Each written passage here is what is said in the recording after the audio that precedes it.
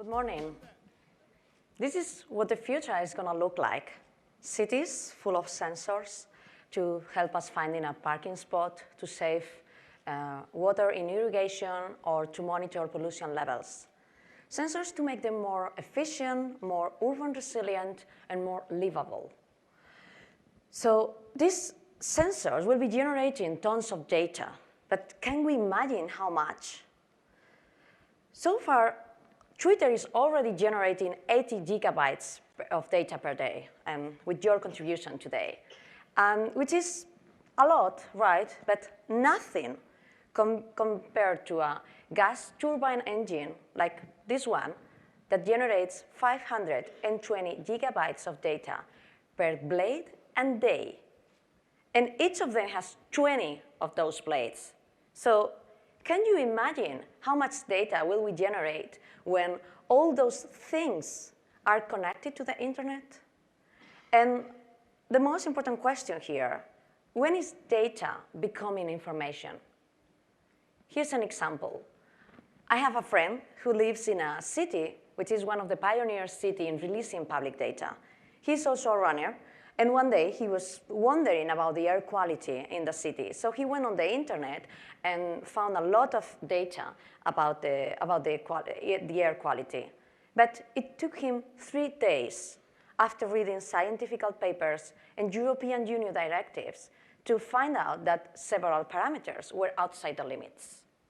So while it's true that we are accessing to more information than ever, we are not experts in every subject, right?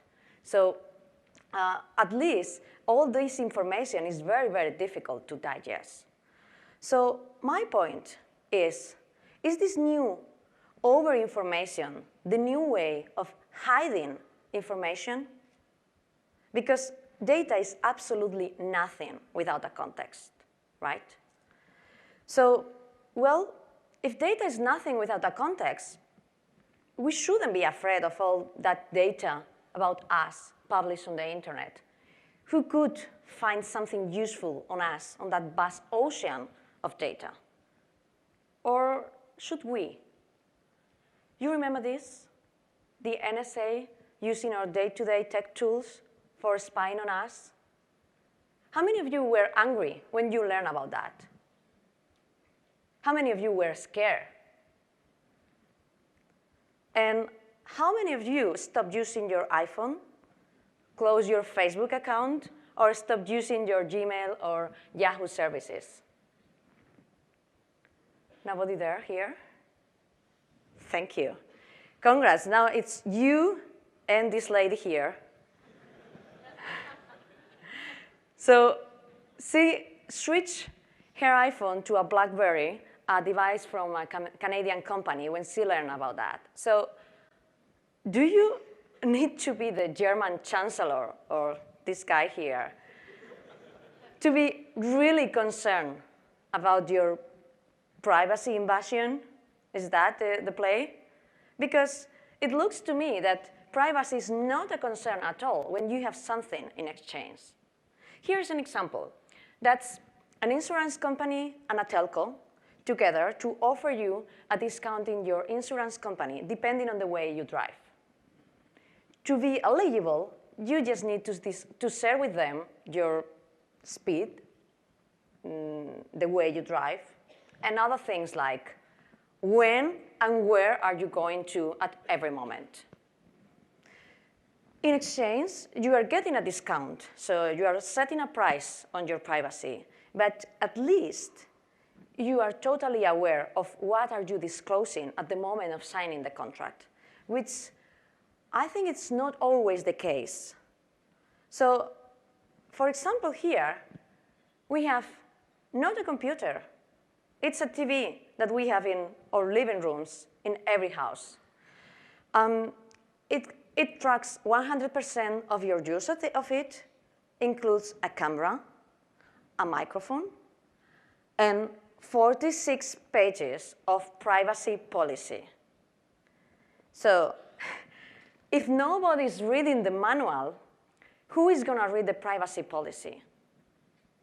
Well, we should, because it says really scary things like don't say confidential things in front of your TV. You may be recorded.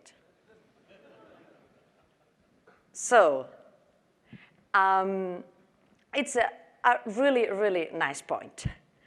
My point here is that if we are finding ways to put a price on our privacy, and we all agree that convenience trumps privacy, and we are already agree with that, right?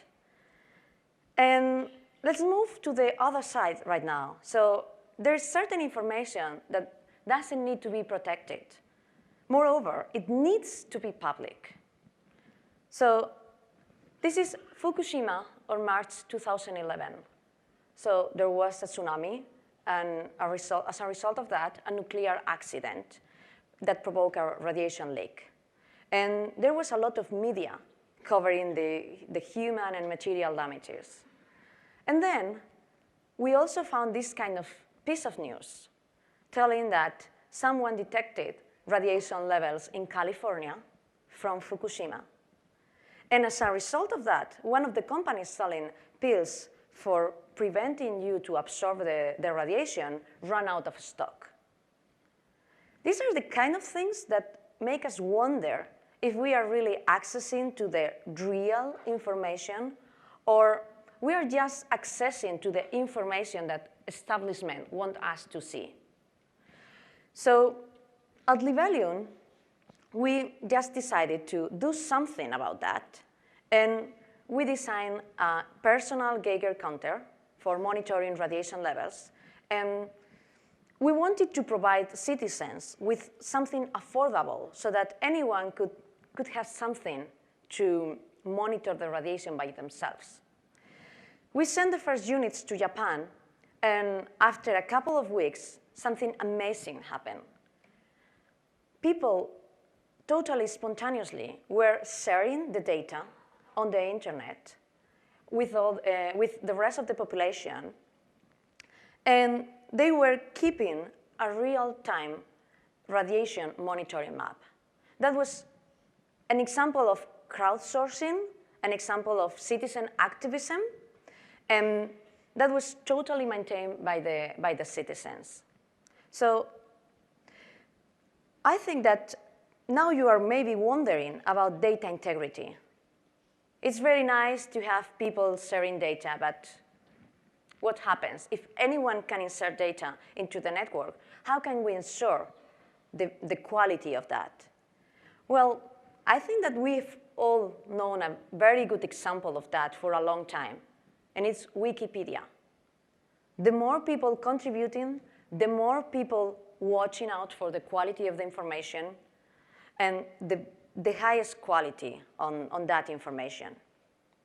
So now, can you imagine this city, this future city that we were starting in the beginning, where we have a government sharing public information about all the things interesting in the city, providing also a context to understand that data and becoming that information, giving that in an open data format so that anyone can access to that, modify, use it for their purposes, and interpret that, and accept also the contributions of the citizens to enrich the data set and to validate the overall results that we are seeing in that data set. Well, if all those things happen there, then the biggest legacy of the IoT and big data will be more democracy. I was supposed to be inspiring today, not tell you what to think. I just expect that at least I've made you think, and I've moved your opinions up or down. So my goal here was just you to realize that very, very complex questions don't have simple answers. Thank you very much.